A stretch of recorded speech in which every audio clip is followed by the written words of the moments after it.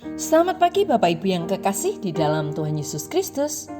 Pagi hari ini saya Eko Wayu Suryaningsih kembali menyapa dengan kebenaran firman Tuhan yang terdapat dalam 1 Timotius 1 ayat 13. 1 Timotius 1 ayat 13. Sekalipun aku tadinya seorang penghujat, penganiaya, dan orang yang ganas, namun aku telah dikasihaninya. Karena semuanya itu telah kulakukan tanpa pengetahuan di luar iman. Amin. Bapak Ibu yang kekasih di dalam Tuhan, awalnya dia adalah seorang yang jahat. Dia seorang yang suka menghujat. Dia suka menganiaya, bahkan menghembuskan ancaman pembunuhan. Dan dia selalu berusaha untuk membinasakan. Namun ada sebuah peristiwa yang membuatnya berubah 180 derajat. Dia menjadi seorang pelayan yang rela mengorbankan diri demi menyatakan kasihnya. Siapa dia? Dia adalah Paulus. Paulus memiliki latar belakang yang sangat-sangat mengerikan. Sebelum berjumpa dengan Yesus, Paulus begitu giat menganiaya orang-orang Kristen dengan sengaja. Lantas apa yang menjadi dasarnya? Hingga pada akhirnya ia berubah menjadi pembela Kristus yang sangat militan dan bahkan rela mengalami penderitaan yang berat.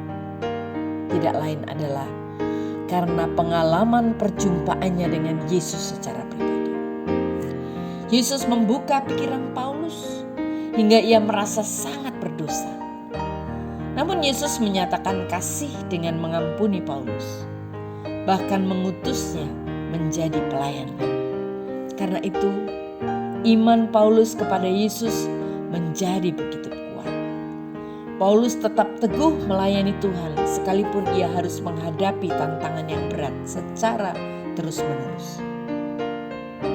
Bagi Paulus, beratnya kesulitan yang harus ditanggungnya dalam melayani Tuhan tidaklah sebanding dengan besarnya kasih Allah yang sudah ia terima dan ia terus rasakan pertolongan itu. Bapak, Ibu, dan saudaraku yang kekasih di dalam Tuhan, kita bisa belajar tentang kekristenan dari berbagai sumber. Membaca Alkitab, membaca buku-buku teologi Kristen, atau juga renungan, mendengarkan khotbah, kesaksian, atau sharing dengan saudara seiman.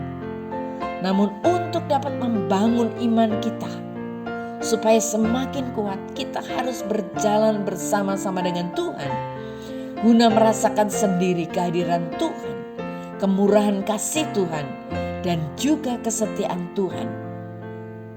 Karena iman yang paling kokoh dibangun atas dasar pengenalan akan Tuhan dan pengalaman perjumpaan kita secara pribadi dengan Tuhan. Amin. Mari kita berdoa. Tuhan Yesus, tolong kami Tuhan, supaya kami sungguh-sungguh dapat mengandalkan Tuhan di dalam kehidupan kami. Belajar untuk mempercayakan hidup kami sepenuhnya kepada Tuhan, sehingga kami memiliki pengalaman pribadi dengan Engkau dan hari-hari kami semakin diteguhkan. Dalam nama Tuhan Yesus kami sudah berdoa. Haleluya. Amin.